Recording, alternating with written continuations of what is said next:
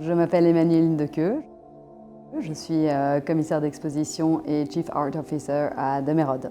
Demerode est un projet assez complexe, et grand, vivant, où il y a plein de choses qui s'intègrent dedans et l'art fait vraiment partie de l'ADN du projet depuis le départ, d'où ma présence. On fait beaucoup d'expositions ici, donc on a des expositions qui sont des expositions invitées, avec des projets qui sont invités, des commissaires d'exposition, mais nous avons aussi des expositions qui sont dans l'entièreté du bâtiment et qui sont des expositions de longue durée où nous avons énormément de prêteurs. Dans ces prêteurs, il y a des institutions, il y a des artistes, il y a des galeries, il y a des collectionneurs privés. Nous avons également beaucoup de visites d'exposition en dehors du bâtiment qui sont prévues pour nos membres. Et nous avons énormément de conférences également que nous faisons en dialogue avec justement des commissaires d'exposition, des personnes des institutions, des partenaires comme Art Brussels et des artistes. Notre travail aujourd'hui, il est d'arriver à offrir à nos membres des opportunités exceptionnelles, uniques, money cannot buy, qui leur permettent de découvrir des choses exceptionnelles. Ce sont peut-être aussi bien des artistes, des curateurs, des expositions. Demerode est un projet qui est basé sur la constitution d'une communauté de gens, d'abord une communauté multifacette, de gens créatifs, entrepreneurs, des gens qui recherchent à découvrir de nouvelles choses. Pour Demerode, il est vraiment essentiel de créer un lieu de convivialité qui est essentiel surtout à la sortie du Covid et puis dans le contexte actuel justement de l'hyper-digitalisation. L'idée était vraiment de créer un espace de rencontre où les gens pouvaient se parler et de recréer du lien. Donc l'idée c'est évidemment pouvoir apprendre des conférences, mais apprendre des autres, pouvoir échanger. Et c'est vraiment ce que va créer également le Petticoat Government avec ses différents géants. Ça fait partie de nos racines, ça fait partie de nos objectifs. Il était donc normal que l'on participe à un projet aussi incroyable que le pavillon belge à la Biennale de Venise.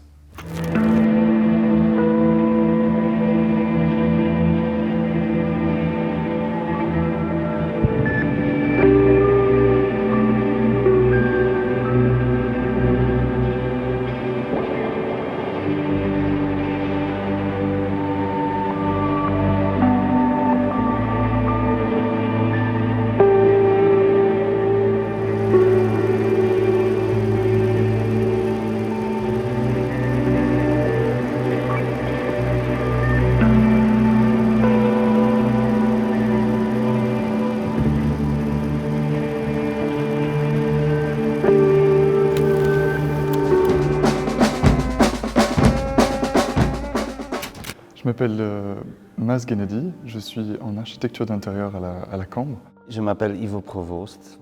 Dans ce cadre ici, je fais partie du collectif derrière Petticoat Government. Je suis Antoinette Jathiou, curatrice et co-autrice du projet dans Petticoat Government. Alors, je m'appelle Simona De Nicolai, et je suis artiste plasticienne. Moi, je suis Valentin Bollard, je suis un des deux associés de Nord. Et moi, Pierre Huguebart, je suis un des deux associés de Spéculoos. Alors moi, je m'appelle Pauline Fauquedet, je suis architecte. Moi, donc, je suis Sophie Boiron, je fais partie du duo avec Pierre Huguebart, où on fait de la typographie, du graphisme et de la cartographie.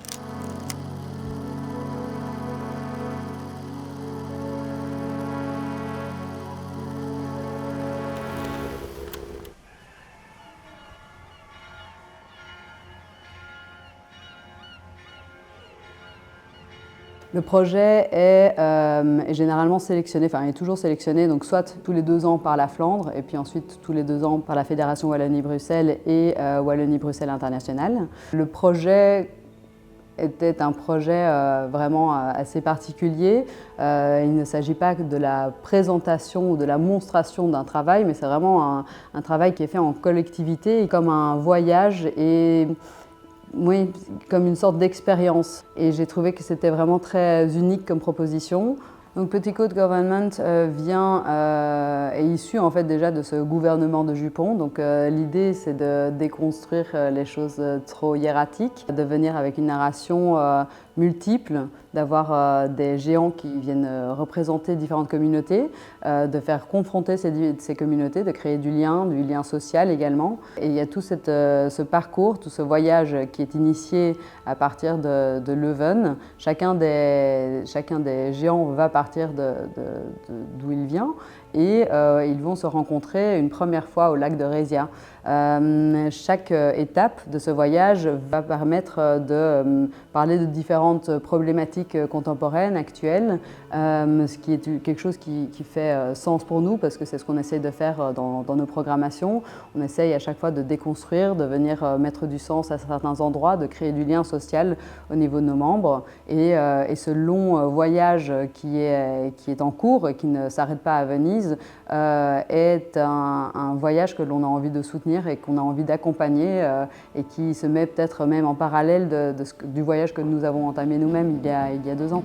Ces 7 géants sont issus du folklore de différents pays, principalement de l'Europe occidentale. Akkerbels qui est issu des Pays basques, Babette qui est justement une toute jeune géante, elle, qui vient de Tourcoing, Dame Nuge Patate qui vient de Baichem, Edgar Motard. Celui-ci vient de la partie des Flandres françaises, donc à Steenvoorde.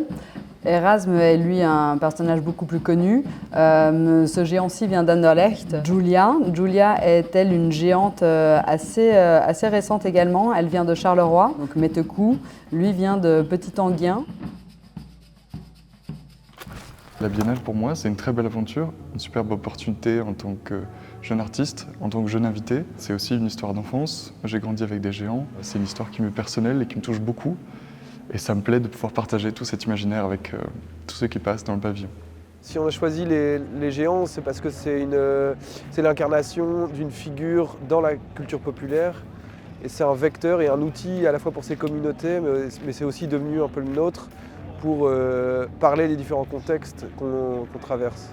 Oui, et dans un sens, quand c'était les éléments, disons, carnavalesques au sens large.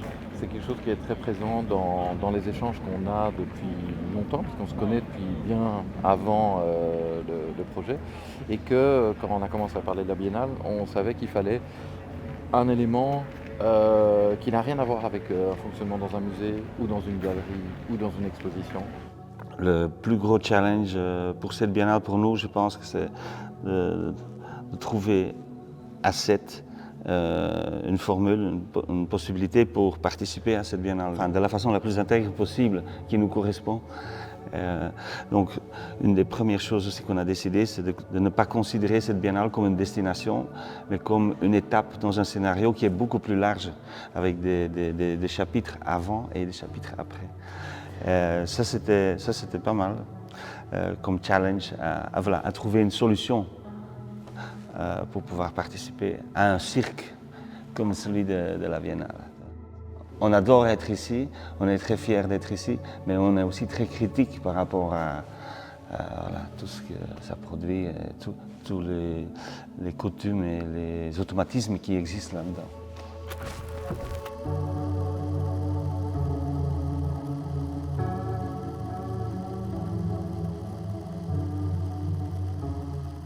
À Leuven, au mois de novembre, nous avons levé un drapeau de 6 x 9 mètres dans le cadre d'une demande de Casco Et et de O19 à Gand. C'est ce drapeau qui après s'est transformé en nappe à Resia pour notre pique-nique et qui est dans le pavillon en tant que rideau.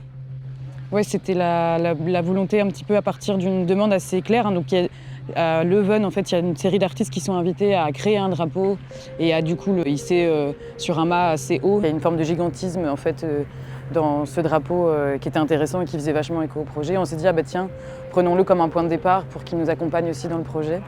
Et donc effectivement, à Leuven, il y a eu aussi une réflexion autour de la chorégraphie sur l'accrochage en fait, du drapeau. Une volonté un petit peu de justement rendre compte du motif qui est sur le drapeau, qui est en fait un pliage géométrique qui permet de diviser en 7 parties égales. Le drapeau, alors il y a 7 géants, on est 7. Le chiffre 7 a beaucoup accompagné le projet. Et donc en fait, le drapeau est un drapeau blanc sur lequel sont juste perforés des trous en fait, qui sont l'ombre de ces plis et de cette façon un petit peu de pouvoir plier. Il y avait vraiment cette idée de, à chaque fois, avoir dans chaque étape le dépliage et le pliage du drapeau. Et donc on a étudié une chorégraphie relativement simple, hein, mais où on est tous les 7 mobilisés pour le déplier sans jamais qu'il touche le sol. Et donc cet accrochage de drapeau sous une pluie battante a été effectivement très chouette aussi, un peu émouvante. Dans la première fois qu'on l'a fait, comme ça, d'être voilà, un petit peu protocolaire ou en tout cas chorégraphier tout ça. Et ça a été quand même un défi un peu technique, la production de ce drapeau. Donc c'est des trous découpés au laser, mais sur une surface de 6 mètres x 9, c'était pas du tout une évidence. Donc il est découpé en bandes. Enfin, les bandes ont été perforées, puis après on a recousu toutes les bandes pour refaire 6 mètres x 9.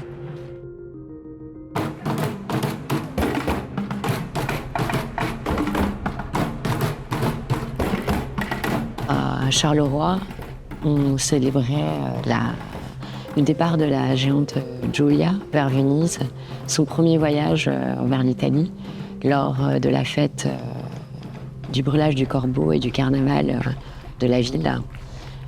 Et sur la Grande Place, les différents géants, géantes et les personnes autour du carnaval se réunissent pour brûler un corbeau qui récolte les idées noires à la fin de l'hiver.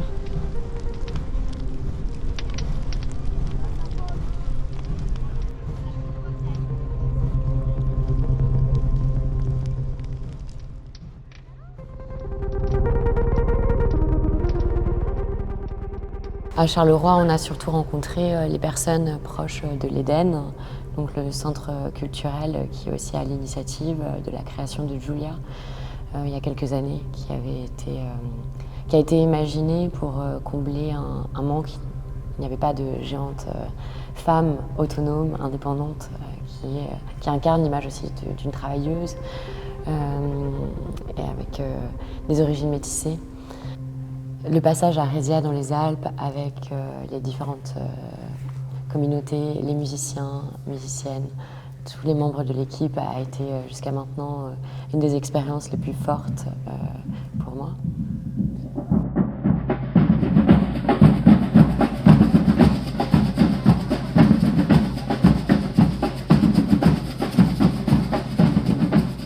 Le pique-nique là, sur ce lac gelé, avec toutes ces communautés très différentes les uns des autres. Donc on avait les féministes de Charleroi avec Giulia, mais en même temps aussi Edgar le motard, voilà, les vrais machos de Steenvoorde, du nord de la France, et en même temps Akkerbelts de Moutricou, des indépendantistes basques, plus tous les autres Damnu Patate, enfin, toutes ces communautés qui n'ont rien à voir les uns avec les autres, qui sont mis dans un scénario comme ça, où tout le monde en fait pousse le truc dans la même direction, sur un lac gelé avec un clocher qui sort derrière eux, comme ça dans ce paysage, où ces géants redeviennent complètement petits par rapport à la monumentalité des Alpes.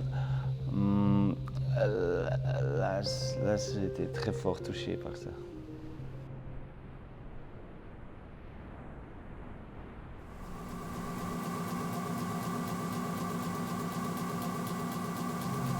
Alors, tout m'a marqué, mais il y a un moment assez fort qui est Padova. Donc, quand on a été dans l'imprimerie où finalement on a fait imprimer nos journaux, où il y a l'histoire du projet. Et en fait, ce qui est très fort, c'est d'avoir pu rencontrer cet espace qui, pour l'instant, fonctionne encore. C'est l'imprimerie rotative, c'est une technologie qui peut-être malheureusement va petit à petit disparaître. Mais ici, on a pu rentrer, visiter déjà l'été dernier, rencontrer les personnes qui la font tourner avec fierté, avoir une visite guidée, détaillée, et puis là, retourner au moment de l'impression du journal, avec les géants, les géantes qui ont dansé dans les rotatives. Donc ça a été un tournage de nuit. On avait toute l'imprimerie pour nous, ensemble avec des ouvriers de l'imprimerie qui nous ont fait un accueil fantastique. Donc, voilà.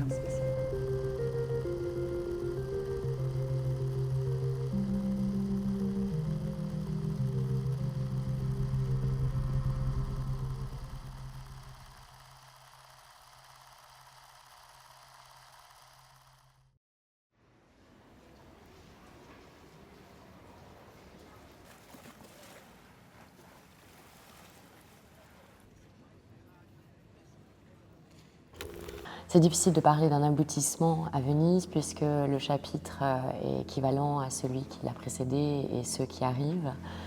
Ici, c'est un autre rapport à l'espace, un autre rapport aussi aux personnes qui découvrent l'architecture et le pavillon, puisqu'on est vraiment dans les codes du monde de l'art, que l'on questionne aussi avec ce qu'on a travaillé. Ce qu'on essaie de faire, c'est de mettre en tension les choses. C'est pas du tout anodin comme proposition. Je pense que justement, ça a l'air plus simple à comprendre, mais en fait, ça amène beaucoup plus de complexité dans la manière dont le format qu'on nous propose à la Biennale, il joue. Ça veut dire que c'est plus facile à la Biennale d'arriver avec des projets très conformes à ce que l'art contemporain propose.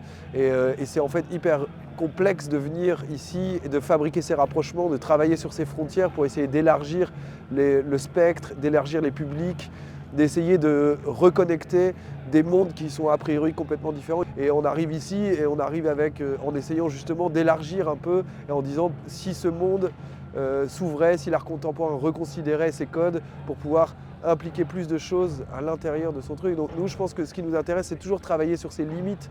On n'est pas là pour faire la révolution, on est là juste pour essayer, tenter, expérimenter, voir si ces limites elles sont un peu extensibles, si on peut déplacer un peu les regards, montrer des nouveaux points de vue. Pour nous, c'est ça qui nous stimule.